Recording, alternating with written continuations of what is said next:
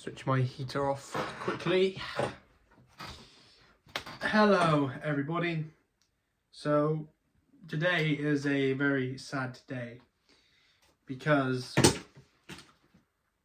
unfortunately for most of us very beloved, all our the film making community, people who love films and filmmakers, David Lynch has passed away, which is very devastating because David Lynch was an amazing filmmaker and I absolutely love David Lynch's work. And it's strange because usually the kind of style that David Lynch makes his films in would not usually be something I'm particularly intrigued in or find any interest in, but it is because he's such a good filmmaker.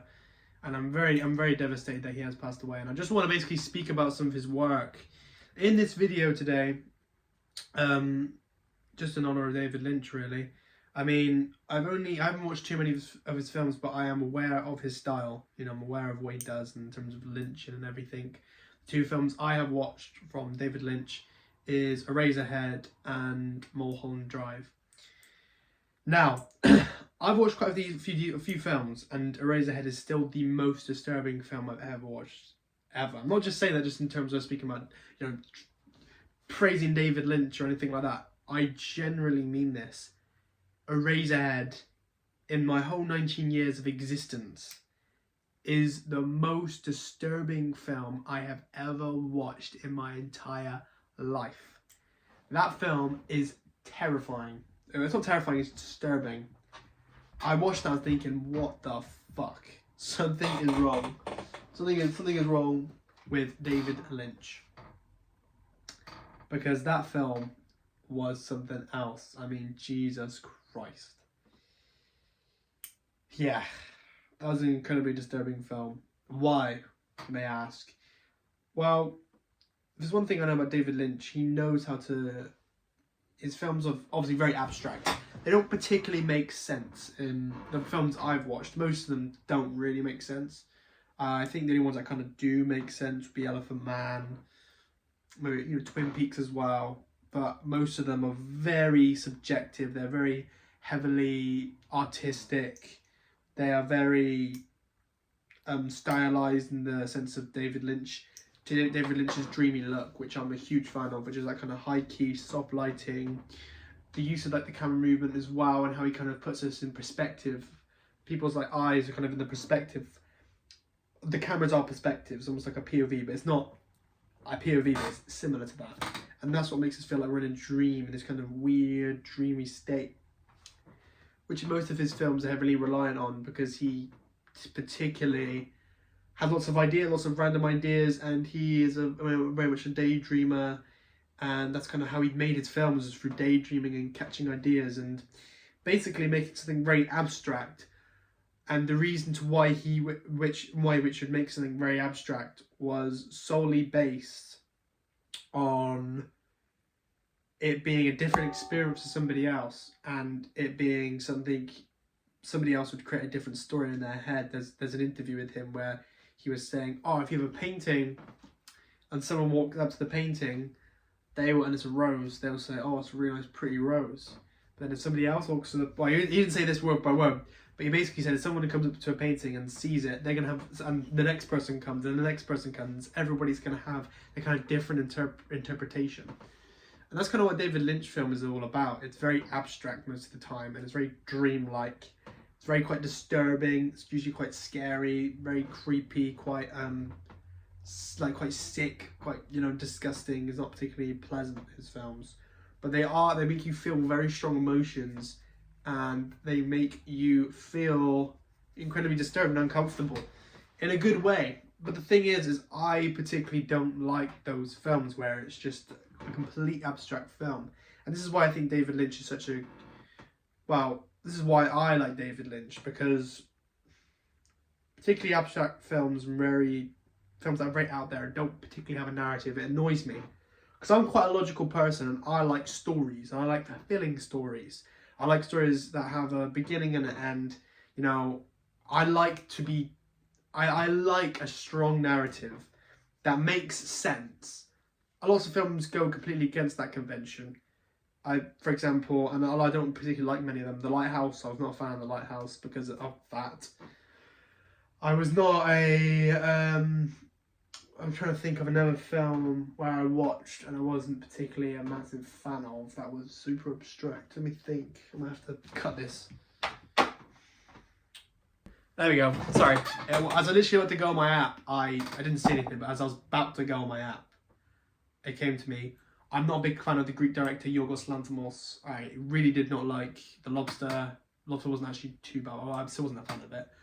But I hated, I can't even remember it, but the new one with Emma Stone with the 3 different stories, Killers or something like that. I can't remember. I did not like it. I'm not a fan of Yorgos Lanthimos. Now, I have nothing against Yorgos Lanthimos. I think he's a fantastic filmmaker. You know, his films definitely have an audience. Nothing against him. They're just not my cup of tea. And I felt the same way with David Lynch. But the thing is with David Lynch's films, and this is what kind of separates him, is that they still have narratives. I'm kind of using Quentin, because 2001 is very abstract. I love that film. I think it's a fantastic film. Quentin Tarantino was very right in saying that the whole film of 2001 is very abstract, very out there. But it's kind of held, if you have a piece of string, there's like these little knots. And these little knots are almost conventional storytelling.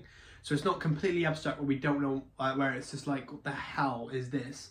It still keeps us hooked, and it still keeps us somewhat makes sense through these kind of knots. And I feel like that's the same with David Lynch films, and that's what makes him such a fantastic director, because he can tell a good story, but an abstract story. And I feel like that's very difficult to do, and I feel like David Lynch nailed that.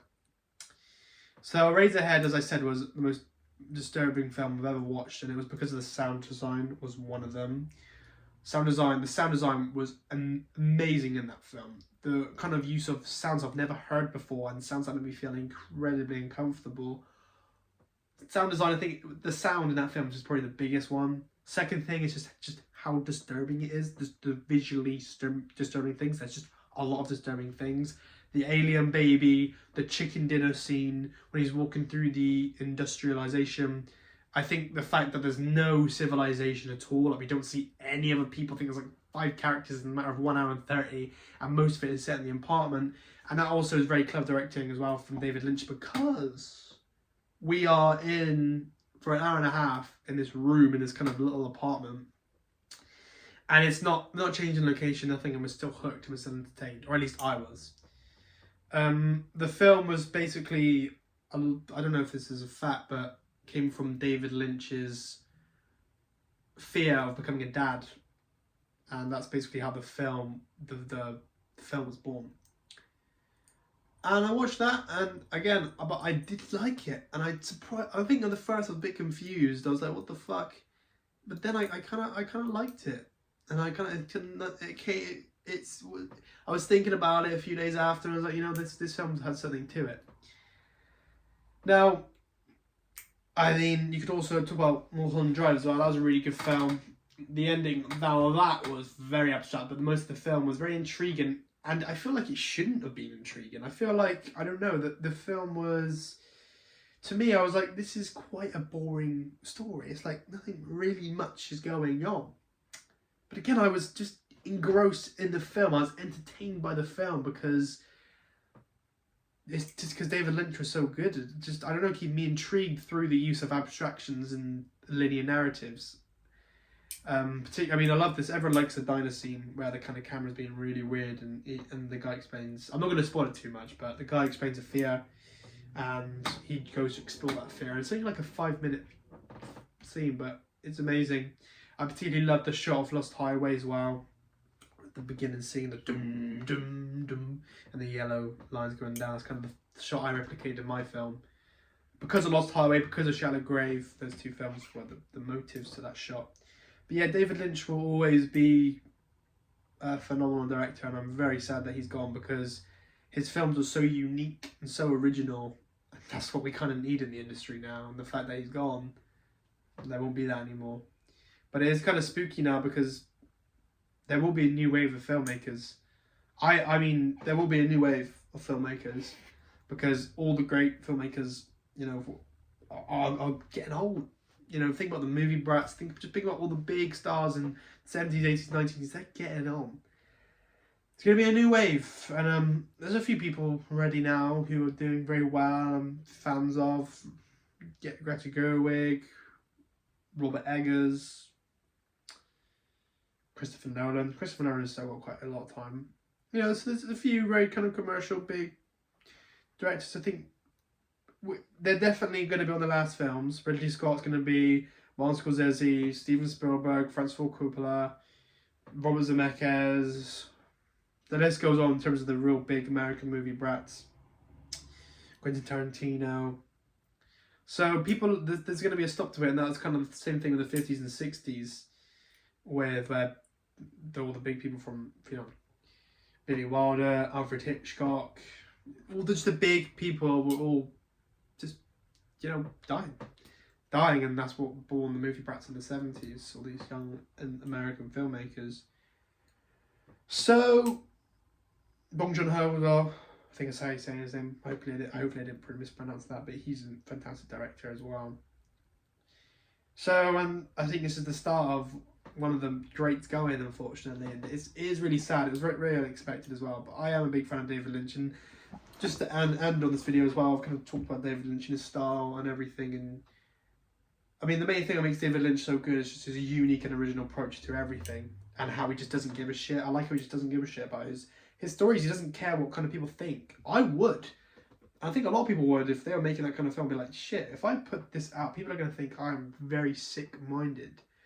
But David Lynch didn't give a shit, and that's kind of what film and cinema and art is all about. And I have so much respect for David Lynch, and again, you know, it's just, he was such a good filmmaker. But we still have his films now, and I still haven't watched many of them. But again, I said I have a good understanding of his style, and I do like his advice. And the main thing I want to finish up on as well is I love how David Lynch just didn't really care about money as much. David Lynch was a true artist. He was a true artist. He was just true to the art form of cinema. He didn't really care about how much he got paid. He was just, you know, how much his films grossed or anything like that. He just was solely committed on making art. And there's a fine line, you know, it's kind of like the saying of film and movie. It's like movies almost deemed to be this kind of commercial thing, to make money, Hollywood, blah, blah, blah, with a film.